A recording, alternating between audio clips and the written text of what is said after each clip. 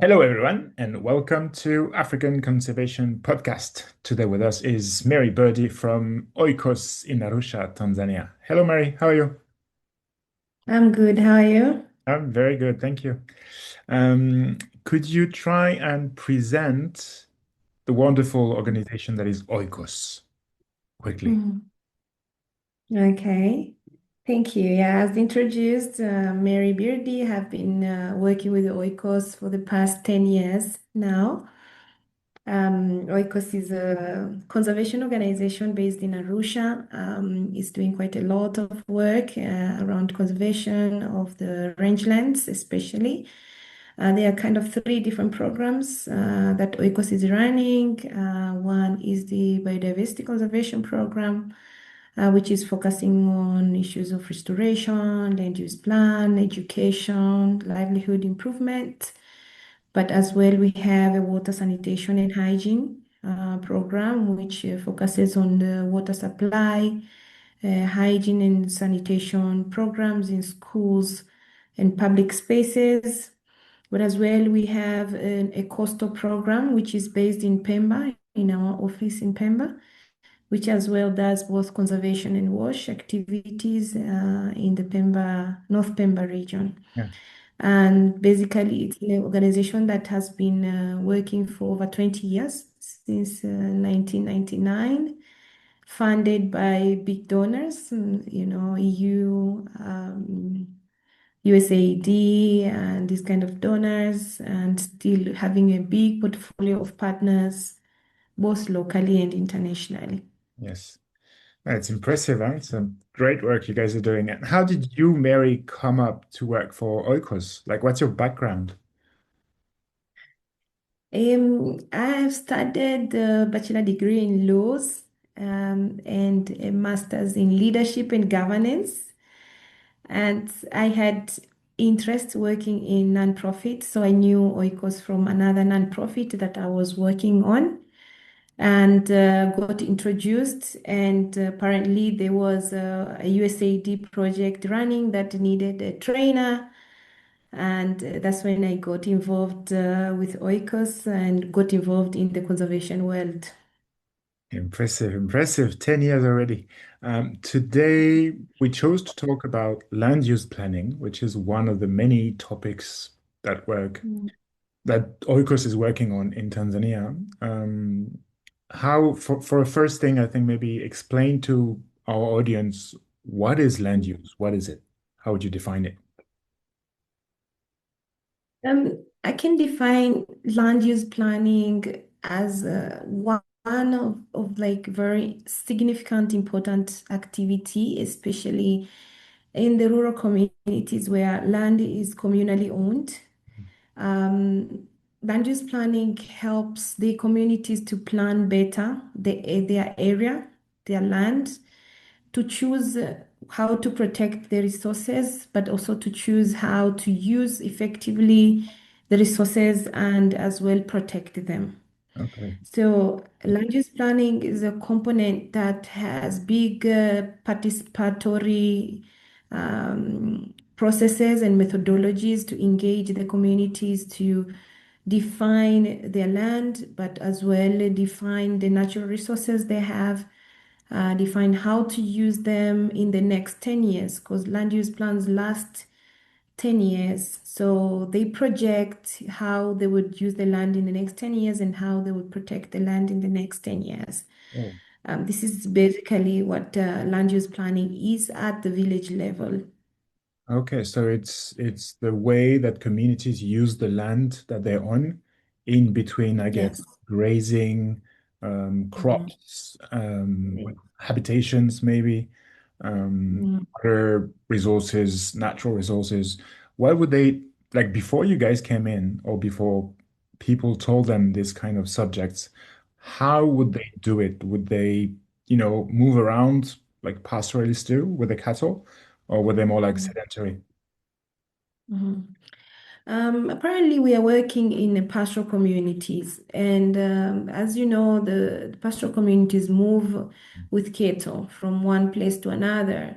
In the previous years, pastoralists did not settle down. So they used to move looking for pasture and water for their livestock, and that's where they will settle at that time.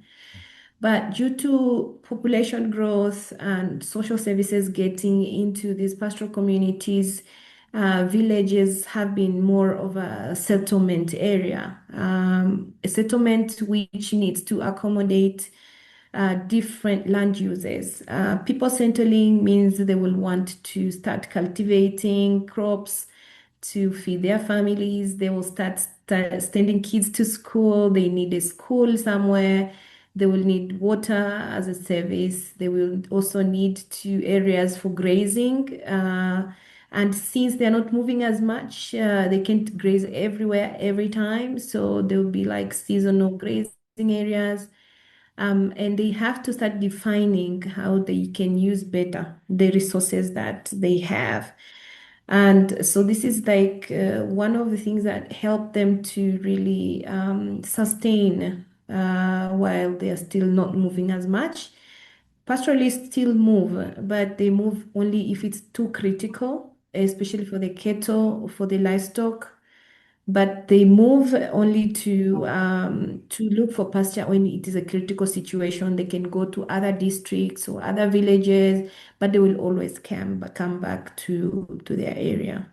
Yeah, so clearly back in the day, they used to move a lot more than they are doing today for many reasons Yeah. that you mentioned. But like today, are they welcoming the idea of land use planning, with open arms and open hearts? Like, let's go and see how you can help us, or is it a bit more difficult sometimes to explain the Mhm. benefits? Yeah. We are happy that we have worked with communities who have received very well the land use activity. And it also starts with creating the awareness of why we need land use planning. Why is that land is not increasing in size, but the population is increasing and the livestock is increasing. So we better, plan what we have so we can all fit in because there will be no more place to go. So the creating of awareness and education of the importance of the land use activity is one of the things that made people really accept the activity. But as well, for some areas that we are working with, is the areas are also having community-based wildlife management area. They are coexisting with wildlife. And if they're coexisting, they need to set up land where wildlife could graze freely.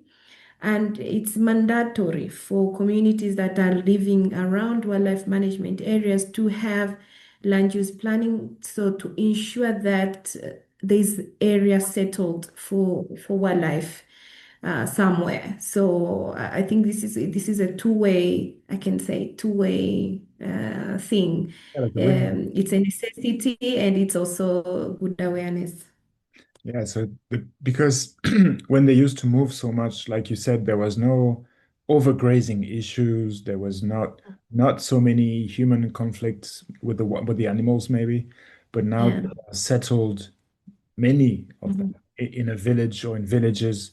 Of course, around those villages, I'm sure the environment has changed a lot, a lot. Yes. How does it work? Like, do you guys go in the villages and talk to the leaders, the elders? Do you also go into schools maybe to raise awareness? Yes, we raise awareness at different levels. We start from the district level, we go to the ward level, which is kind of a consolidation of villages. And then into the villages, we go with the village council leaders, as well as the village general assembly, which is the majority of the population of the villagers. So we introduce the activity at all levels, but as well, even in the schools, we have a session on issues of land use planning, human wildlife conflict, conservation, tree planting. So at school level as well, we have like 10 different topics that we talk to the students about. And we can say that I think this we also raise awareness during public events. We use different methodologies to talk to the communities and make them understand if it's a theater performance or if it's and education awareness during the market day, just to increase awareness of the intervention. So different methodologies are applied depending on the need and depending on how the community awareness level is. Okay, because you were mentioning before those wildlife management areas, and many of them are close to national parks or places where there's a Mm. lot of wildlife.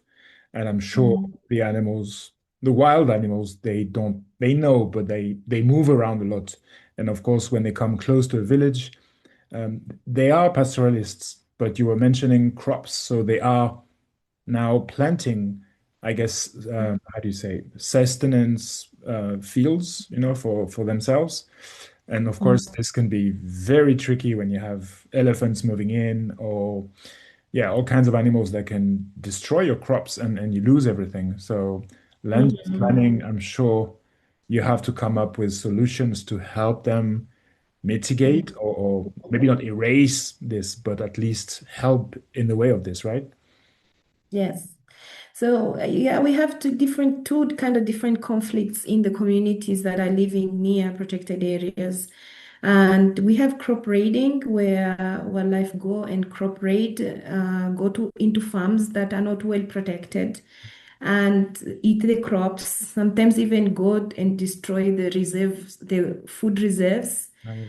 But as well, we have animal predation, Yeah. where we have wildlife like lions and cheetahs going to livestock and eating them, or sometimes just injuring the livestock. So with land use plan plus human wildlife conflict mitigation, what we do, we sensitize the communities on how to protect better their farms.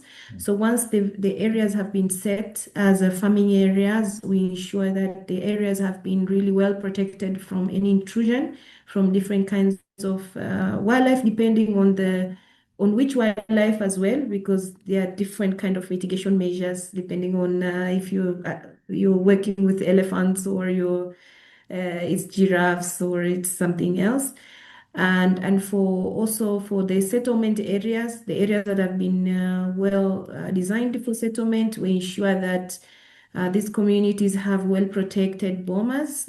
We call them the predator-proof bomas, Mhm. where they fence very well with a chain link, with, for example, the native trees that regrow around the boma to ensure that the livelihoods and the well-being of the communities are protected. Yeah, of course. When you Mm. teach, I'm not teaching the right word, but when you explain land use planning, is there like a ratio that they should follow, between grazing areas, planting, wildlife Mm. untouched, and maybe habitation? Is there like some kind of ratio for this?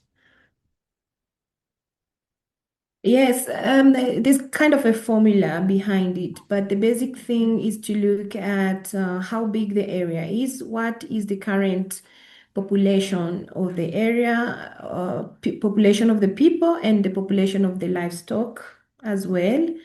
And also, if there is a wildlife to be managed as well, what kind of a population of wildlife do they have around? And with this formula, they would know, for example, if we have 1,000 cattle today, in the 10 years, we might have 10,000 cattle. So we need to secure land for 10,000 cattle in the next 10 years, or at least 1,000 cattle need to graze freely and have sufficient pasture for the next 10 years. So there is a formula behind, but as well, what we try to do is to ensure that also with population growing, there is a good area for settlement created, and everybody can get, and as well social services, because these are very important key to set area for settlement and areas for social service. And whenever they need, for example, water supply, to identify also sources of water that they can protect to be able to get to get to the next years. But as well, they will evaluate during the land use planning, they will evaluate the status of different services and see if they need improvement. For example, hospital, if they have one, if they don't have, if they need one. A school, do they have a school that now maybe carries capacity of 500 kids and they need a capacity of 2,000 kids in the next years. They need more classes. But as well for the pasture, they will check what is the status of the pasture area that has been selected. Is it healthy enough? Does it need restoration? And then they'll put an action plan with the land use plan to restore this area. So it's not just a planning, but it's a planning with actions around it that might need on financial manpower, support, government support. Also, if stakeholders want to come and invest, it's also a very good thing to go and check. So how did the communities design their areas very well? But with land use plans comes also the certificate of land ownership. Ah, Once they have planned settlement, people can get their own areas and they can get certificates of their own area. And this can also secure land for women, for example, if they didn't have any.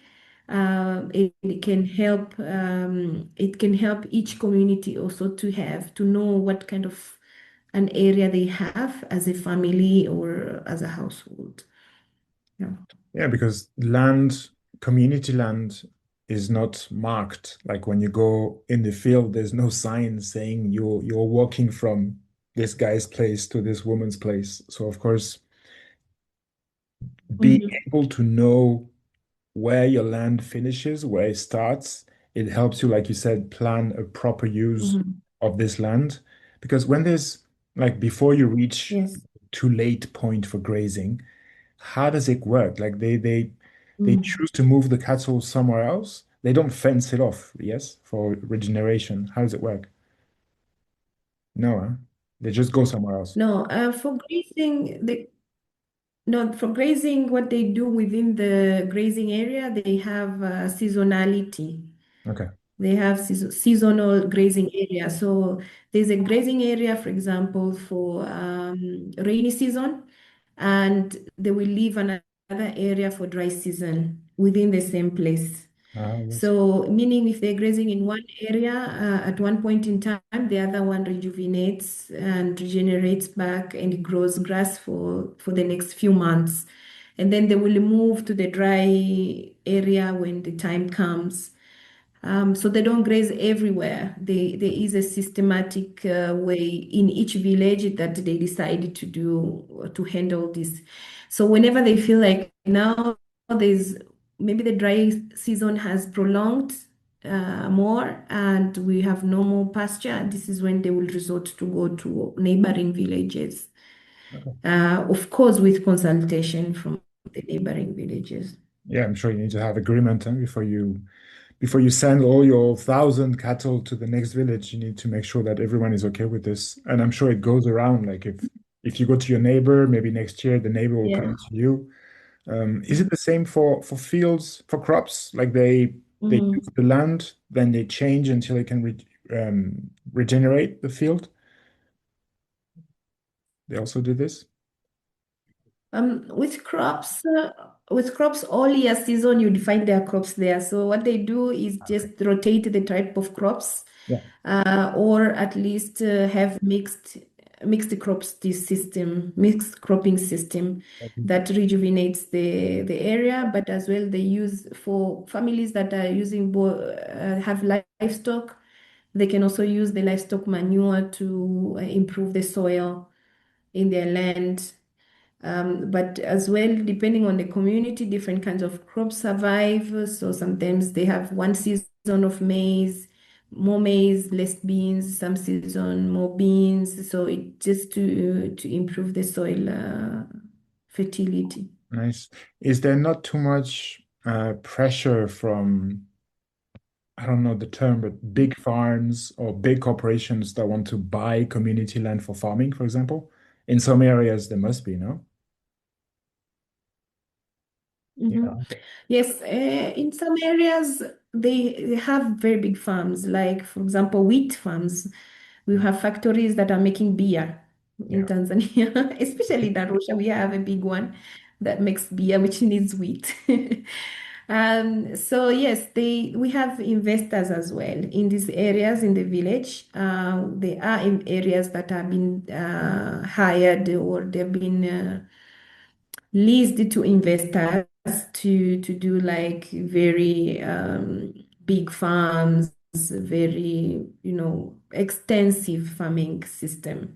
But these are all regulated at the village level. Also, there are investors that are doing tourism, for example. Yeah. They have built camps, they have built hotels, they are doing tourism activities. Also, the communities through the wildlife management areas governance system, they have a way of contracting the investors in the area. So, if a village is within the wildlife management area, investors have a defined procedure to be engaged, and they pay some commission to the community, so at least they get back some of these user rights, But kind of. the money, because that's huge money coming in when you have a lodge or luxury camp on your land.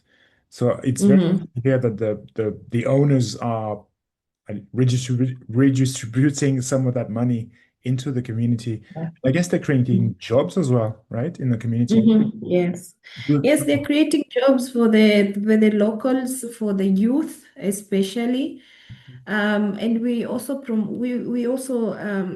really try to educate the communities to continue conservation and continue protecting areas with wildlife, so we can continue having investors, and these investors pay the communities monies that they can, once they have the distribution, they can build a school, they can do quite a lot. So it's a second income generating activity in the village, but as well, it's an opportunity for people in that community to get jobs and to attract services being available in their area. Like if you want to go to a place, at least you need to know you can sleep somewhere Oh, or you can eat somewhere, and also to attract, foreign currency. Women can also sell different kinds of products to the tourists. And there's a quite like dollar around, I can say. They can see the benefits of conservation, the benefits of wildlife in the real sense, because it's also very hard to tell people about conservation if they don't see anything coming in, any monies. no, clearly conservation without communities would not work, and conservation without money would not work as well. So we need Yes. communities to be involved and to see Mhm. the benefits for them, for their kids, for their family, for their cattle, for the Yeah. land, even for the land. Like when you explain to someone that if you move your cattle around, you're not going um, to empty everything. Like if all the bushes and grass are gone, then it's going to be very hard for the soil to regenerate and come back to what it was before. So of course you need to move around, and because they are not moving around so much like they used to do, thanks to you guys and other projects and NGOs, there are many, many people like you out there in the field explaining to people the advantages of proper land use planning. You were mentioning before the women, is it a bit different? I guess it is. But for women to access to property, how does it work? Traditionally, in most of the African communities, women cannot own land or participate effectively in decision-making process. But for example, for the land use plan activity, one of the very important item is participation of women in the whole process. So even the communities, the committees selected for village land use need to compose women. That's one thing, because women, they bear the consequences of any planning. They Yeah. bear the consequences of, for example, if there's no more trees, they will go further Yeah. to select to fetch firewood. If there's no water, they will go kilometers to select to take water. So they bear the consequences of any planning, and since they had no much rights, we ensure that women are participating in the decision-making process. of how the land is going to be used, where the social services are going to be, where it makes sense for the women. But as well, through land use planning, women can also get titles to own land as a spouse, as a couple, or also as independently, because there are some families that have given their daughters land, Yeah. but there was no way that they could, have them given a title. Yeah. So they can access land and now they can use the land to, for example, do business, do activities they want. They can as well farm or they can as well get a loan using that title because it was also very hard for women to access small loans. They have nothing on their name. Yeah. Um, But it's changing. I can. Yeah. It's good. It's Mm. very good to hear that these things they are changing. I don't know about Africa as a whole, but at least when I hear you talking about Tanzania, it makes me very much happy to see that things are changing, pole pole, and that women Mm. deserve the same, of course. So why not have your daughter own the land and your son gets another piece, and you can share everything and everybody Mhm. owns their own piece and they can do whatever they want with it. It's clearly Right. Yeah. how it should be, and hopefully it's how it's going to be everywhere someday. Mhm. But yeah, Yeah. it's land use planning is, I'm sure it's very time consuming for you guys to walk around and visit all these villages and talk Mhm. with the government, the districts, the WMA, the, the village assemblies. I was Mhm. wondering, when you do land use planning, like the beginning of it, maybe when you get a new project, do you also think about water, like the rivers, the wells, where they are and how do you choose, where it starts, where it ends?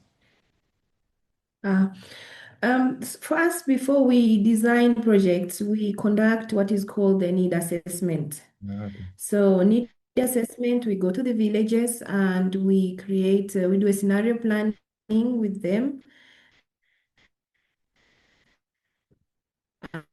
And we identify this plan, we don't have water, or we have a well that needs rehabilitation, or we have a river that needs protection, we have this or that, we have a road, we don't have a road.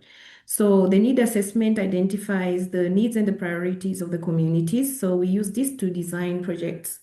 We also ensure that our projects have cross-cutting activities. The land use plan could be one of the activities among others. Mhm. So most of the conservation programs, we ensure, for example, there's land use plan, there's education, there's livelihood improvement, there's restoration, there's water source protection and water management. Because without water as well, women can't be active in any livelihood activity. They will be using a lot of time to fetch water, to fetch resources.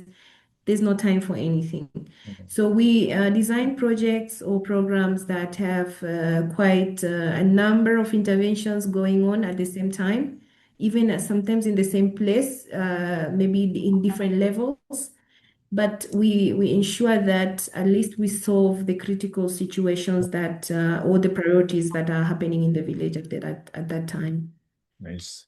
If you could, to finish up, mention one of those programs that is dear to you, Mm. something like a place that you like because those guys have been working so nice, doing everything that you showed them how to maybe make it a little bit better. Could you choose a place like Mm. this, a program or a village? Mhm. Yes, I can choose one village. There's a village called Sinya, which is more pastoral community village. In this village, I can say land use plan helped quite a lot because it's a pastoral area and they have water source that neighboring villages do not have. And this land use plan has helped them to also inform their neighboring villages of where their grazing areas are. So they said, okay, before guests will come from anywhere to graze anywhere, but now they know where to go graze and what season. So it has not only informed the village itself, but it has informed neighboring villages. And in this area as well, we have invested in water management, and pastoral communities have been really active in contributing to water system infrastructure maintenance because they now know the value of the water they have. Yeah. That if we manage well this water, we can feed ourselves quite a lot. So it's a successful there's a successful land use activities, and there's also successful water resource management, I can say. We are really not struggling with them using the resource as they planned. So we can see they're reinvesting back into the resources, and this is quite a good story to tell. Yeah, it's nice. Is it the senior like between Kilimanjaro and Meru, close to the border? Yes, Yeah, it's also a senior big what? wildlife corridor, no? In between Kenya and Tanzania. Yeah.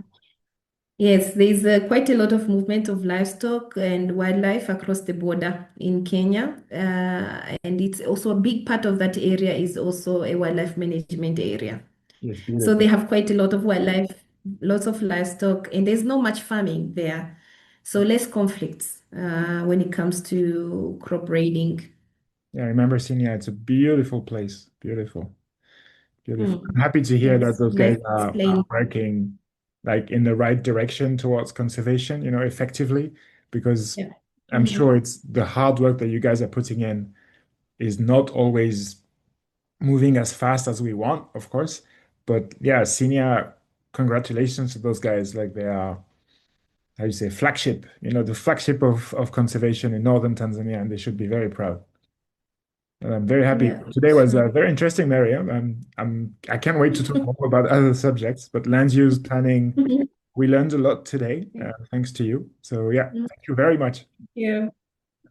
Thank you very much. And it was nice as well. Yeah, thank you very much. I'll Mm. I'll see you soon. Okay, next time I'm in Tanzania, I'll come and knock at Oikos's door. You're welcome anytime. So And we Mary, can take you to see. ah, yes, to senior. Yeah. Yeah, I'd love to. Yes. You have a good day. Okay. Have a good day as well. Bye. Bye.